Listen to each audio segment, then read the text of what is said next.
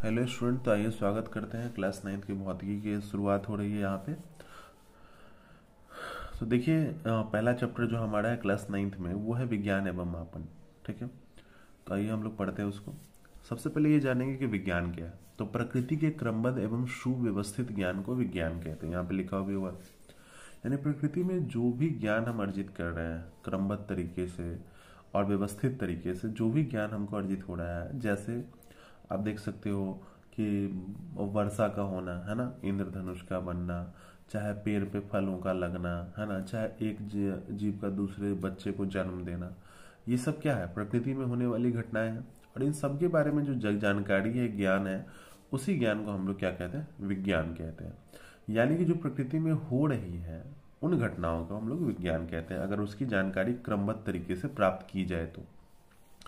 अब देखो, इस विज्ञान की दो प्रमुख शाखाएं हैं, एक है भौतिक विज्ञान और दूसरा है जीव विज्ञान। ठीक है, अब ये जो भौतिक विज्ञान है इसकी भी दो शाखाएं हैं, एक है भौतिकी और दूसरा है रसायन शास्त्र। ठीक है, तो हम लोग को यहाँ पे पढ़ना क्या है, भौतिकी पढ़ना है, यानी कि हमको भौतिक विज्ञान की भौतिकी के बारे में पढ़ना है। अच्छा, एक चीज और बता दें कि जीव विज्ञान की भी दो शाखाएं होती है, एक होती है वनस्पति विज्ञान, इसमें हम लोग पेड़ पौधे के बारे में पढ़ते हैं, और एक होता है प्राणी विज्ञान, जिसमें हम लोग क्या करते हैं, जंतुओं के बारे में पढ़ते हैं। ठीक है ना। अब देखो इसमें है क्या, भौतिकी शुरू करते हैं अब हम लोग। विज्ञान की वह शाखा जिसमें प्रकृति एवं प्राकृतिक घटनाओं के बारे में अध्ययन किया जाता है, भौतिक विज्ञान कहलाता है। यानी कि विज्ञान की वह शाखा जिसमें हम लोग किसके बारे में अध्ययन करते हैं, प्रकृति एवं प्राकृतिक घटनाओं के बारे में अध्ययन करते हैं, उसे हम लोग क्या कहते हैं, भौतिक विज्ञान। अब जैसे प्राकृतिक घटनाएं कैसी है, प्रकृति में होने वाली घटनाएं, वर्षा का होना प्राकृतिक घटना है, इंद्रधनुष का बनना प्राकृतिक घटना है, तारों का टिमटिमाना प्राकृतिक घटना है। तो इन सब घटनाओं का अध्ययन हम लोग विज्ञान की जिस शाखा में करते हैं उसे हम लोग क्या कहते हैं, भौतिकी कहते हैं। ठीक है, अब देखो जो इसमें मापन यूज किया गया है, तो विज्ञान ना मापन पे आधारित है। बिना मेजरमेंट किए हुए, बिना मापे हुए आप विज्ञान को सही ढंग से नहीं समझ सकते हो और उसकी जानकारी पूर्ण रूप से नहीं होगी। तो अगर मापन नहीं होता तो विज्ञान हमारा डेवलप उतना नहीं हो पाता जितना डेवलप्ड आज है।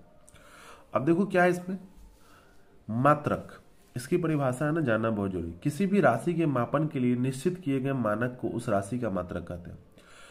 इस दुनिया में जितनी भी राशियां हैं सबको मापा जाता है, ठीक है ना। अब उसको मापने के लिए कुछ मानक, कुछ स्टैंडर्ड बनाए गए। जैसे द्रव्यमान को मापना है तो किलोग्राम बनाया गया, लंबाई को मापना है तो मीटर बनाया गया, बल को मापना है तो न्यूटन बनाया। तो ये स्टैंडर्ड है। तो इन्हीं स्टैंडर्ड जिसमें हम लोग किसी भी राशि को मापते हैं उसे हम लोग क्या कहते हैं, मात्रक। तो केजी में ही ना हम लोग मापते हैं द्रव्यमान को, तो वे मानक जिसमें हम राशि को मापते हैं क्या कहलाते हैं, मात्रक कहलाते हैं। अब आप देखो इसमें फिर आगे बढ़ो तो क्या है, परिमाण। तो परिमाण क्या है, कोई मात्रक किसी राशि में कितनी बार शामिल है। अब कोई भी मात्रक किसी भी राशि में कितनी बार शामिल है, एक बार है कि दो बार है कि चार बार है ना, उसे ही उस राशि का परिमाण कहा जाता है। जैसे आप यहाँ देख सकते हो कि केजी कितनी बार शामिल है, 5 बार। अगर सीधे हम 5 लिख दे तो ये तो संख्या है, पता चलेगा कि कोई राशि, कोई मात्रक कितनी बार शामिल है, नहीं पता चलेगा। कहीं केजी लिखा हुआ है तो ये तो सीधे मात्रक है ना। अगर कहीं 2 केजी लिखा हुआ है तो ये परिमाण बन गया, क्योंकि इसमें पता है हमको कि केजी कितने बार शामिल है, तो 2 बार शामिल है। तो कोई भी मात्रक किसी राशि में कितनी बार शामिल है, जैसे देखो मीटर इसमें कितनी बार शामिल है, 20 बार। तो अगर ये सिर्फ मीटर रहता तो मात्रक होता, सिर्फ 20 रहता तो संख्या होता, और दोनों शामिल हो गया तो इससे ये पता चला कि यह मात्रक राशि में कितनी बार शामिल है। जैसे यह न्यूटन 10 बार शामिल है।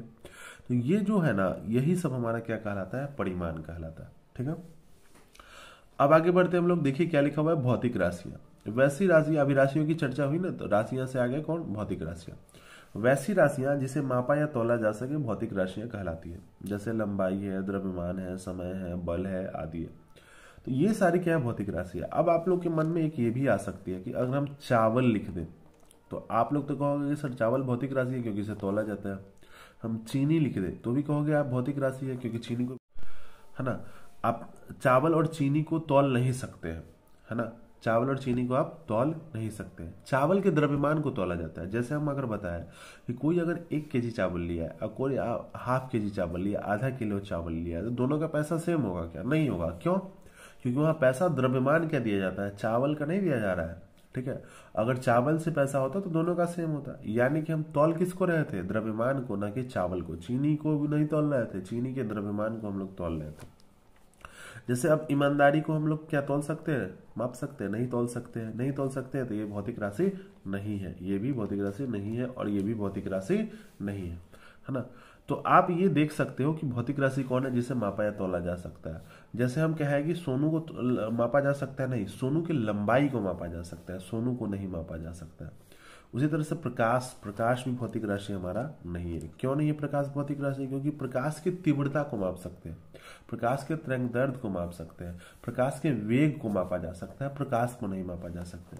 वैसे ही है ध्वनि, ध्वनि की आवृत्ति को माप सकते हैं, ध्वनि के वेग को माप सकते हैं, ध्वनि की तीव्रता को माप सकते हैं, लेकिन ध्वनि को नहीं माप सकते हैं। जैसे सोनू की लंबाई को माप सकते थे, सोनू को नहीं। उस तरह से तो अगर ये सबको भी नहीं मापा जा सकता है तो ये भौतिक राशि नहीं है।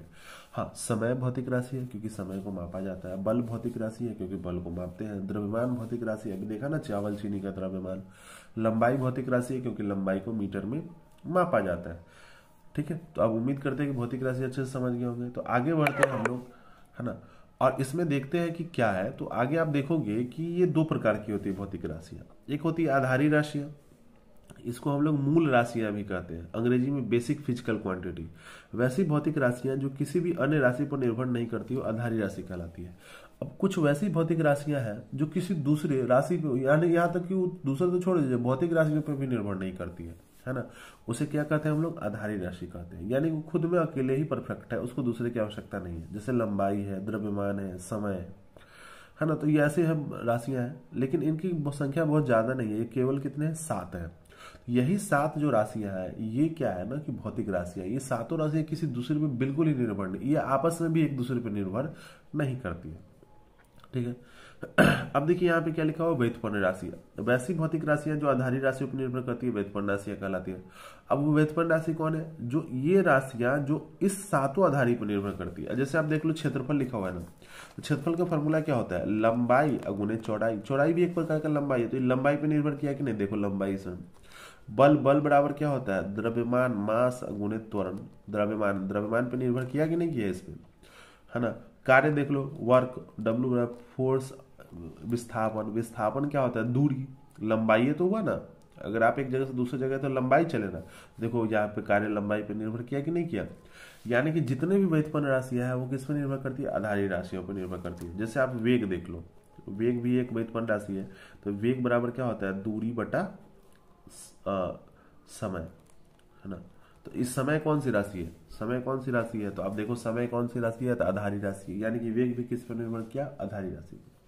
तो ऐसे आप समझ सकते हो कि ये जितने भी व्युत्पन्न राशियां हैं वो किस पे निर्भर करती हैं? तो आधारी राशियों पर निर्भर करती है। ये उन्हीं आधारी राशियों से निकाली गई है, व्युत्पन्न की गई है, इसलिए इनको हम लोग व्युत्पन्न राशियां कहते हैं। ठीक है, तो उम्मीद करते हैं आपको अच्छे से समझ में आ गया होगा। तो आप लोग एकदम घबराए नहीं, 9th फिजिक्स का पूरा एक एक टॉपिक, एक एक चैप्टर इस चैनल पे पढ़ाया जाएगा। तो चैनल से जुड़े रहें, चैनल को सब्सक्राइब कर ले, बेल आइकन दबा ले कि जब भी वीडियो जाए तब आपको इन्फॉर्मेशन मिल सके, है ना। और अगर हमारा वीडियो आपको अच्छा लगता है तो इसको लाइक भी करें और शेयर भी करें। तो मिलते हैं अगले वीडियो में, तब तक के लिए धन्यवाद।